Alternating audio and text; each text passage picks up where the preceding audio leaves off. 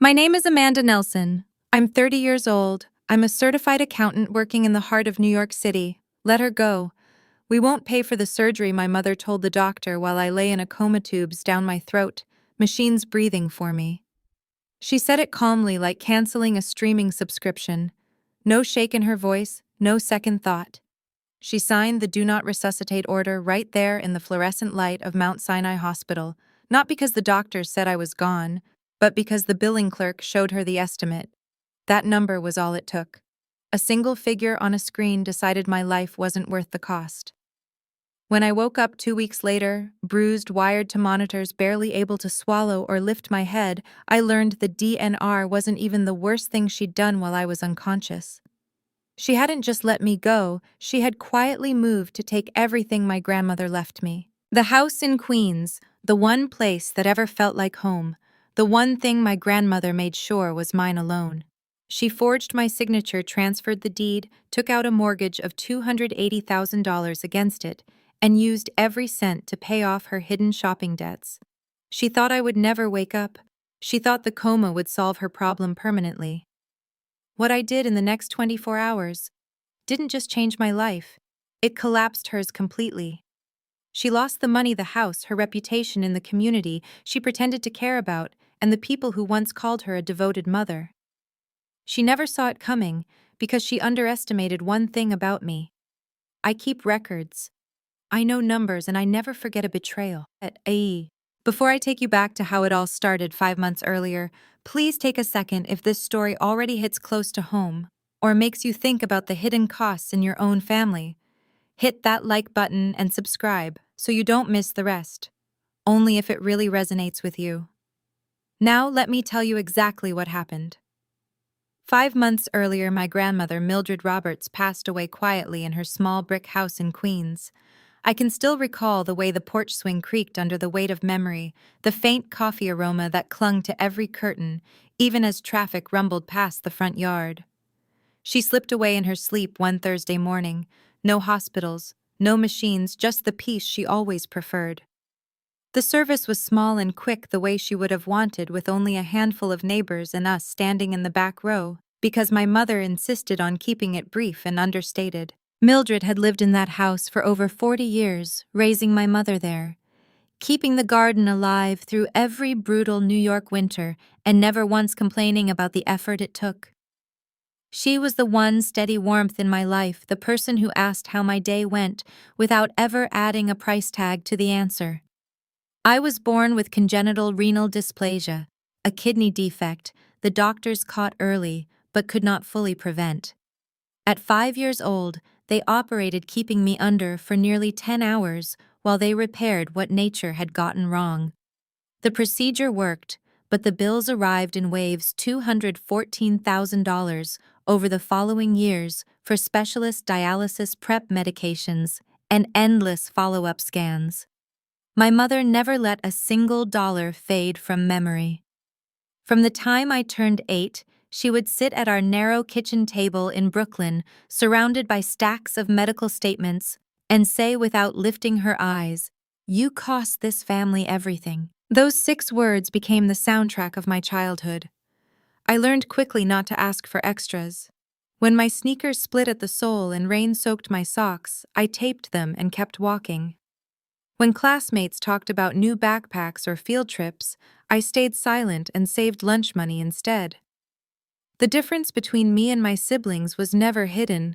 Lindsay got her driver's license at 16, along with a used car my mother paid for outright. Kyle received new gaming consoles, summer programs, and college applications fully funded without question. They had birthday cakes from bakeries in Manhattan, while mine came from a box mix, if it came at all. Nobody in the house remarked on the imbalance. It simply was. I rode crowded subways to school while they drove. I worked weekends at a small coffee shop near Times Square, counting tips to buy textbooks while they focused on grades and friends. By 18, I sat alone in a financial aid office, signing student loans that would follow me for decades. I told myself it was fair repayment.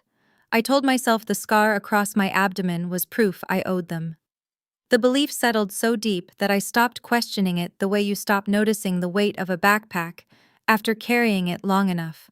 Grandma Mildred was the exception. She never once mentioned the cost of my life. On the Saturdays I took the long subway ride to Queens, she would open the door with a smile, hand me a mug of coffee, and ask about my week without judgment.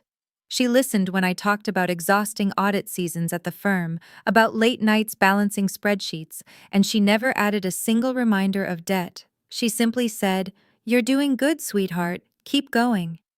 After she died, I thought that gentle kindness had ended with her. I had no idea she had spent her final years quietly arranging one last shield against the person who had taught me to measure love in dollars.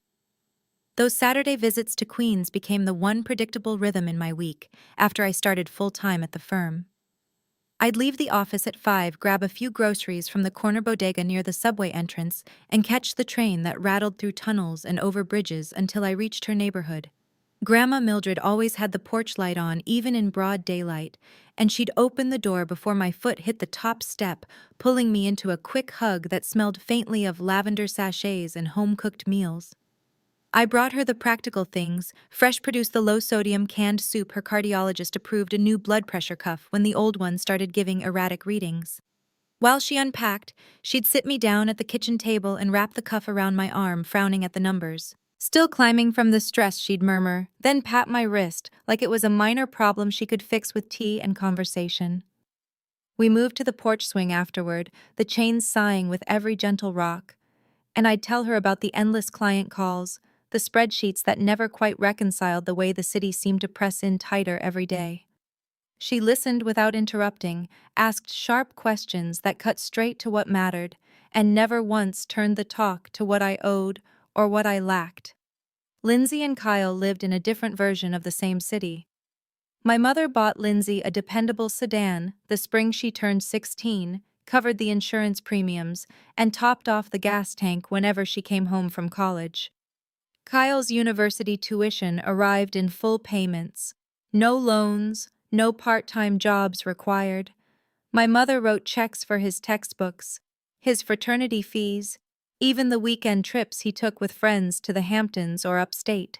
Their birthdays were occasions, reservations at steakhouses with white tablecloths, custom cakes from patisseries in Soho presents, stacked in shiny paper with curled ribbons. Mine passed quietly. A card slipped under my door, sometimes a $20 bill tucked inside, but never the kind of celebration that made me feel remembered. I watched their lives unfold from the periphery, counting exact change for subway fare, while they drove past in cars I could never afford, eating takeout on the train, while they sat down to meals I only read about. The gap wasn't accidental. It was intentional, unspoken, accepted by everyone except me, and even I learned to stop questioning it after a while. One humid Saturday in late summer, Grandma Mildred grew still for a long moment while we rocked on the swing. The city noise faded into background hum, and she leaned closer, her voice low and deliberate. "I've taken care of things for you, Amanda. When the time comes, a man named Brian will find you." Her eyes were clear-focused, not the cloudy look I sometimes saw when she was tired. I smiled, squeezed her thin hand, and told her not to worry about me. I assumed the years or the medication were blurring her thoughts. She was 84 after all, and she occasionally mixed up dates or repeated stories from the 70s as if they had happened last week. But she held my gaze and added quietly, "He's a good lawyer. Private. He'll explain everything when it's time." I nodded, thinking it was her way of reassuring me the same way she always did, small promises that cost nothing and meant everything. I didn't push. I didn't want to break the calm of those afternoons. My mother despised those trips. Every time I mentioned heading out, she would scoff from the kitchen doorway and say wasting time on the subway for an old woman who forgets names. She delivered the line with the same casual dismissal she used for anything that didn't fit her schedule or her budget. But I knew the truth. Grandma Mildred never forgot a single thing about me. She remembered the exact date I passed my CPA exam, the brand of coffee I preferred black, the way certain client meetings left me drained for days. She kept every detail filed away like important papers ready to pull out when I needed reminding that someone saw me clearly. Those Saturdays were the only place the weight lifted, the only hours I spent where value wasn't measured in dollars or debts. I kept going week after week, long after my mother stopped asking where I disappeared to every weekend. 2 months after the funeral, I was driving home from an overnight shift at the firm. It was 5 in the morning, and the FDR drive was slick with rain that had started sometime after midnight. I remember glancing at the dashboard clock and calculating how many hours of sleep I could steal before the next deadline 6, if I skipped breakfast 5, if I showered maybe 4, if traffic backed up on the bridge. I never finished the thought.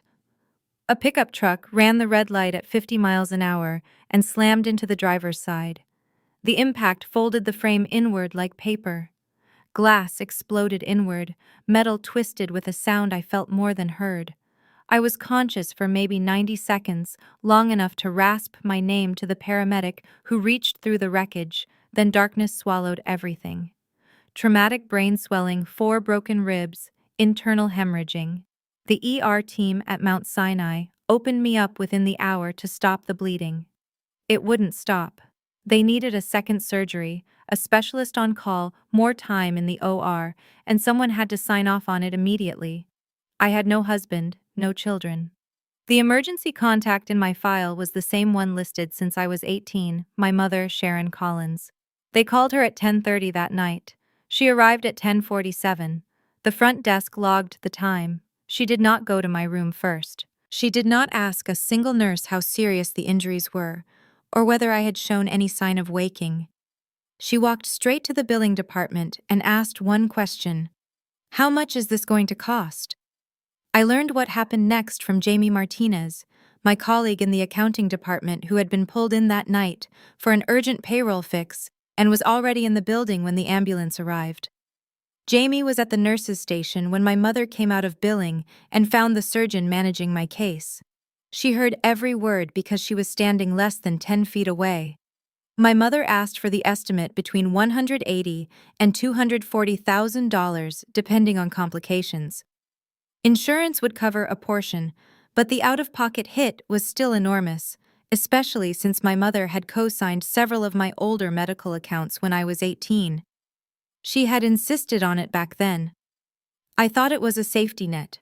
It turned out to be a leash. My mother looked the surgeon in the eye and said, "She's been a financial drain her whole life. Let her go. Don't resuscitate."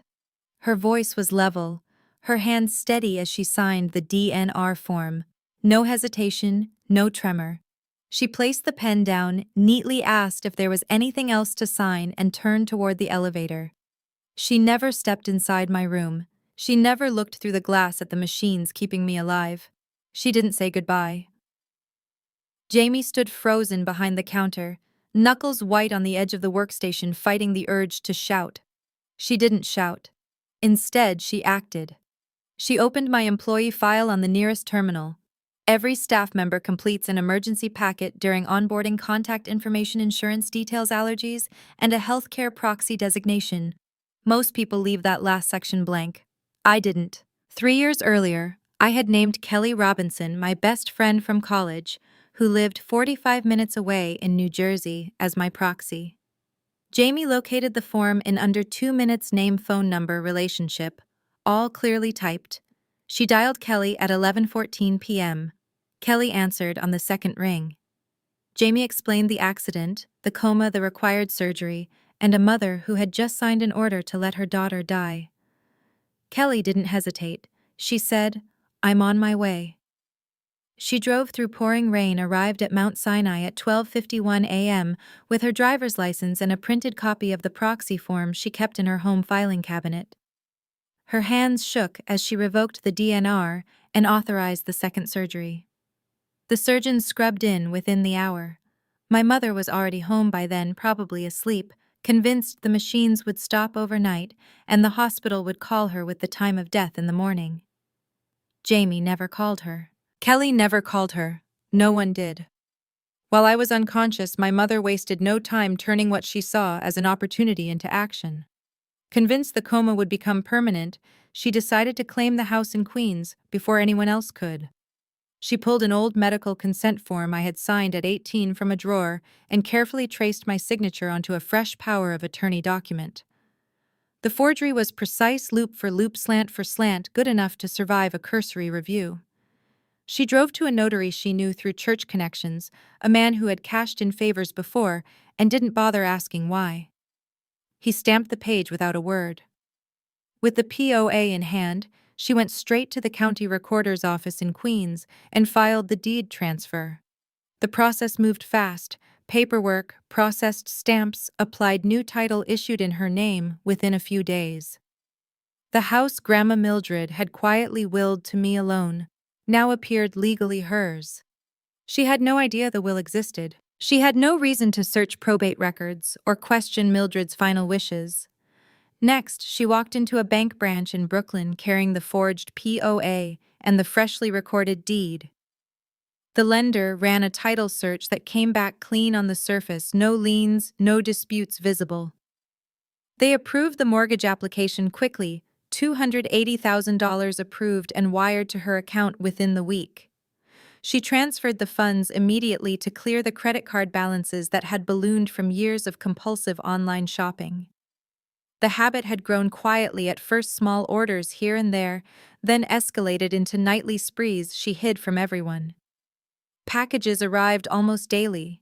Designer handbags, kitchen appliances she never used, furniture pieces stacked in corners of the house, still in boxes because there was no room to display them.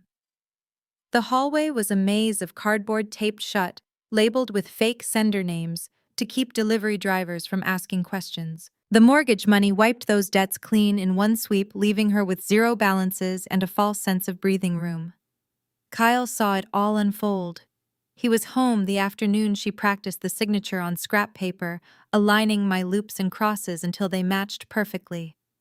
He stood in the doorway watching her scan the old form into the computer, hesitate for half a second, then hit print. He asked quietly if she was certain. She looked up, eyes steady, and said, "Amanda isn't coming back, Kyle. This is for us, for you. A down payment on that Brooklyn apartment you've been talking about so you can have a better life than we've had." He stared at the floor, jaw tight, then gave a single nod. He told himself it was harmless paperwork, that the house was sitting empty anyway, that no one would dig deep enough to notice the mismatch. He took the promise of the money and stayed silent, convincing himself the forgery would never surface, and the reward was worth the quiet guilt. The scheme stayed buried because my mother operated on the assumption of finality. She never suspected Mildred had gone to a private attorney years earlier to rewrite the will, transferring the deed solely to me and keeping it sealed from family eyes. Kyle assumed the same. He figured the signature looked close enough, the notary stamp was legitimate, the title search cleared without flags. No immediate red flags appeared. The mortgage payments were set to auto-draft from her checking account. The house in Queens remained quiet, lights off, waiting for her to decide whether to sell or rent. She believed she had secured a small fortune without consequence. She believed the silence of the hospital room had handed her the win. She had no idea I was already breathing on my own. I opened my eyes to the cold, white glare of Mount Sinai's ICU lights. The ceiling tiles swam for a second before locking into place. My throat felt raw from the breathing tube they had just pulled. Monitors beeped in steady rhythm beside me. Jamie Martinez sat in the chair next to the bed, arms folded tight, eyes red from exhaustion, and something fiercer, rage held back by sheer will. When she saw my lids flutter, she leaned in fast and took my hand. Her grip was solid, grounding. "You're here," she said, voice low and shaking at the edges. She didn't ease into it. She laid out the facts like evidence in a courtroom.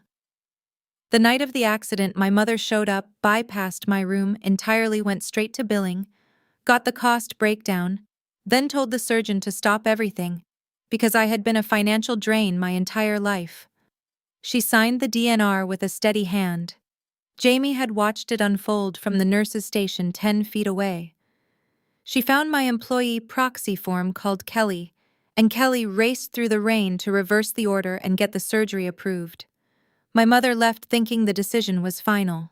Jamie's voice cracked when she repeated those exact words, financial drain, and she squeezed my hand so hard it hurt in a good way. I lay there absorbing it all, the monitor picking up my accelerating pulse until a nurse came in to silence the alarm. I didn't speak.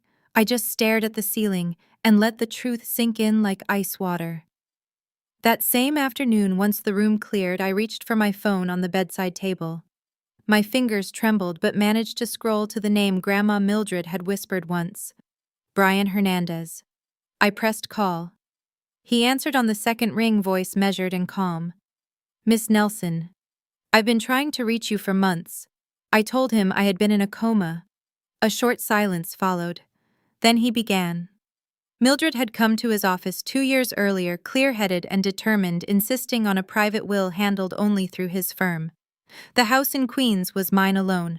A trust account holding $85,000 was mine alone. No other heirs, no strings.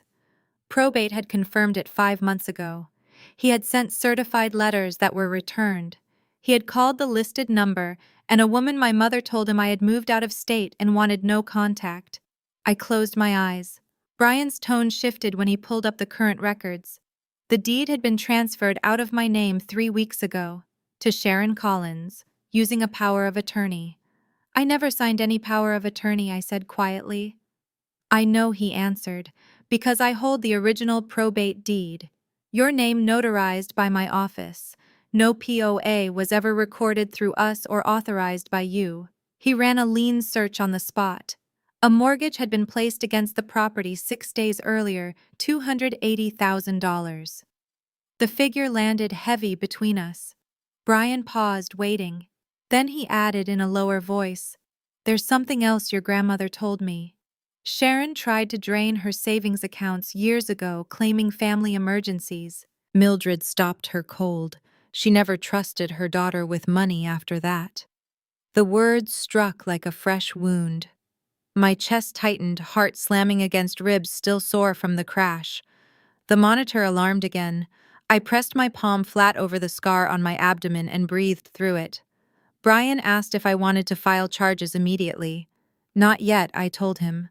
I need to understand the full scope first. The following morning, a courier delivered a sealed envelope from Brian.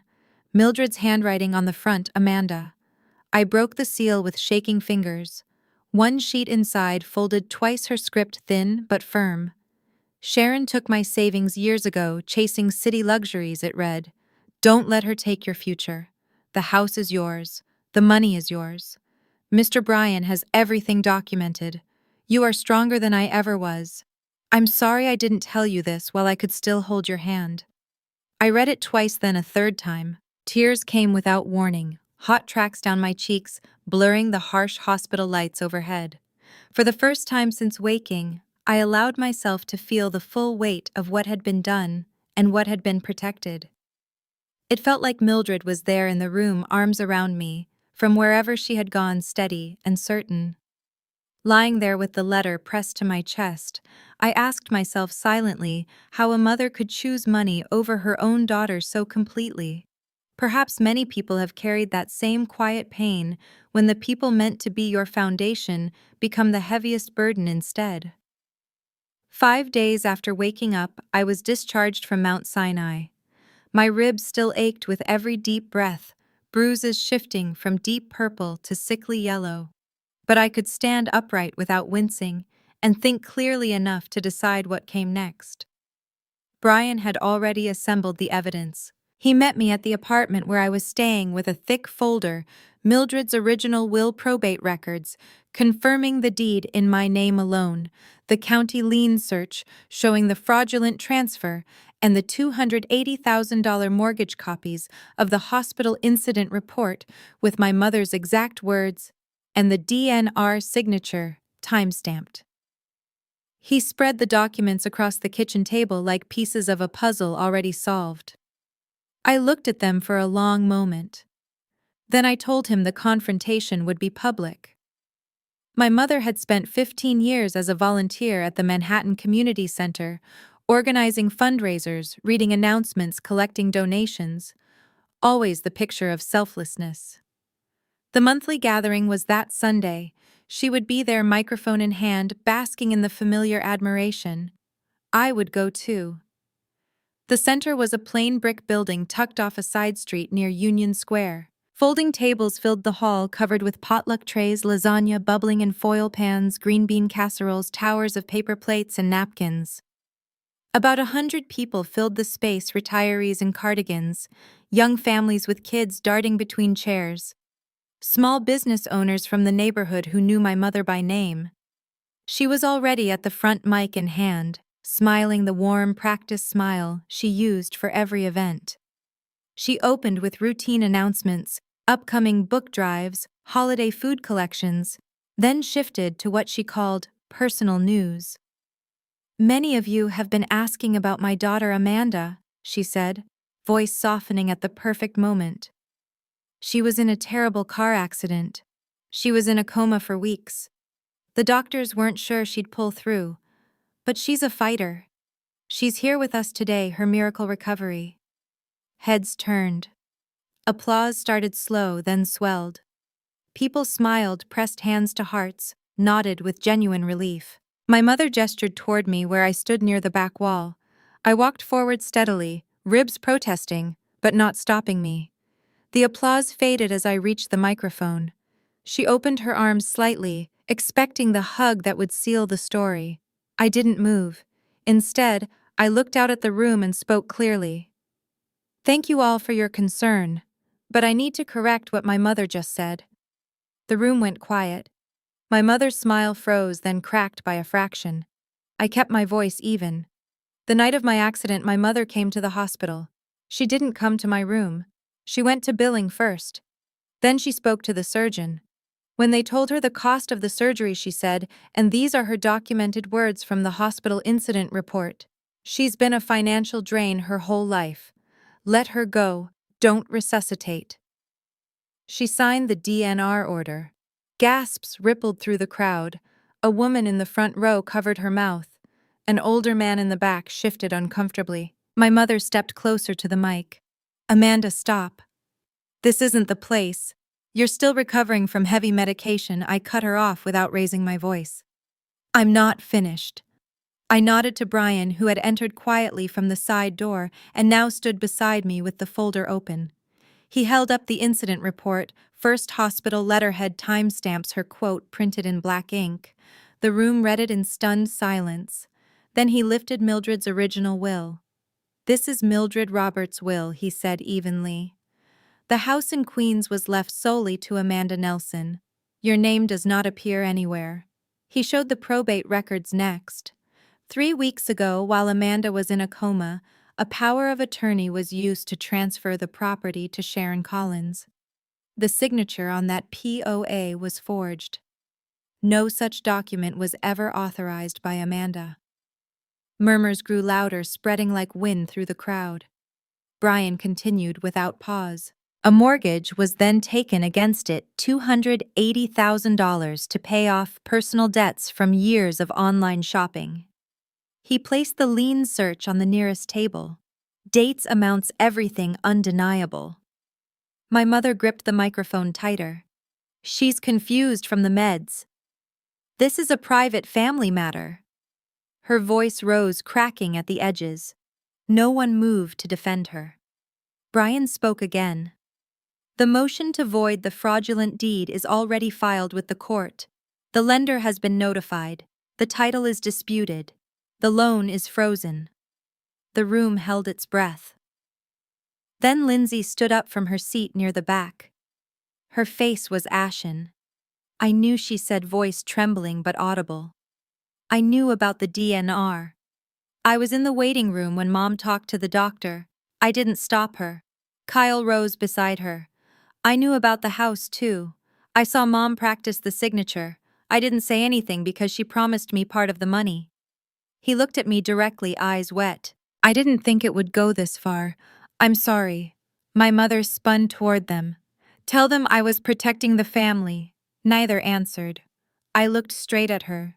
"No more chances," I said quietly, but loud enough for every person in the room to hear. The words landed like a final note. An older man near the front stood up. "Sharon, I think you should leave." Others nodded. Eyes that had once held warmth now carried disappointment, even disgust. My mother stood frozen for a heartbeat, microphone trembling in her hand, then set it down with a soft thud. She walked toward the door without another word. The door closed behind her, with a quiet click that seemed to echo forever. I set the folder down on the table. The room remained silent except for a few hushed conversations. I spoke one last time. I'm not here to destroy anyone. I'm here because the truth matters. Thank you for listening. Two women came forward and hugged me tightly. A man I didn't know shook my hand without speaking. Brian closed his briefcase with a quiet snap. As people began to leave the hall, I felt the weight shift, not gone completely, but lighter than it had been in years. The community that once saw my mother as a pillar now saw her choices clearly. And they chose to turn away. Within 24 hours, the fallout crashed down on my mother with the speed and finality of a verdict she never anticipated. The bank froze the mortgage the same night after the lender flagged the disputed title and halted all access to the funds, no withdrawals, no refinancing, no emergency bridge loan to plug the gap. By morning, the county court had processed Brian's motion. The fraudulent deed transfer was officially voided, returning the Queen's house to my name alone. A police cruiser arrived at her Brooklyn home that afternoon. Officers handed her the fraud investigation notice and questioned her on the front steps, while neighbors gathered on sidewalks and peered from windows. The story spread through the block like fire. People who had once stopped to chat now watched in silence as she stood there exposed. She accepted a plea deal within days. Forgery and mortgage fraud in the third degree could have meant prison time, but her attorney secured probation, no incarceration if she cooperated completely, paid full restitution, and completed mandatory community service. She put the Brooklyn house on the market immediately to cover as much of the debt as possible. The sale closed quickly, but fell short. The remaining balance became a judgment lien that would trail her for years, attached to any future income or assets. Her volunteer role at the Manhattan Community Center ended the following week. The board voted unanimously after the details circulated through the neighborhood grapevine. The people who once greeted her warmly on the street now crossed to the other side or pretended not to see her. Invitations to coffee stopped, phone calls went unanswered. The reputation she had cultivated over 15 years evaporated in a matter of days. She was left alone with the consequences she had built.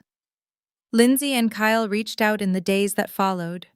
Lindsay left voicemails voice-breaking as she said she regretted her silence and wanted a chance to explain. Kyle sent texts filled with apologies, admitting he should have spoken up sooner and asking if we could meet. I listened to each one, once felt the familiar pull of family obligation, then blocked their numbers. No response. No conversation.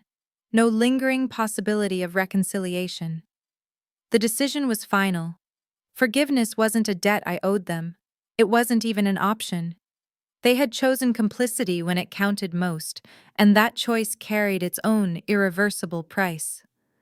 In a city like New York, where millions push through crowded streets every day, guarding whatever small piece of security they have, self-worth isn't something you negotiate or inherit with strings attached. It doesn't come with obligations to sacrifice your health, your home, or your future, simply because someone raised you. Justice within a family rarely looks like tearful reunions or second chances handed out freely. Sometimes it arrives quietly but decisively through frozen accounts, voided deeds, a plea agreement signed in a sterile courtroom, and the deliberate act of walking away without looking back. Real justice stems from resolute silent action, not from unconditional forgiveness, granted to those who once valued money above blood. Lying in the stillness of my own house in Queens that first night back, I thought to myself that some boundaries aren't about revenge, they're the only way to keep breathing. And sometimes silence speaks louder and more truthfully than any words ever could. Thank you all for taking the time to watch the video. If you found this story meaningful, don't forget to leave a comment sharing your thoughts, and subscribe to the channel so you don't miss any upcoming videos.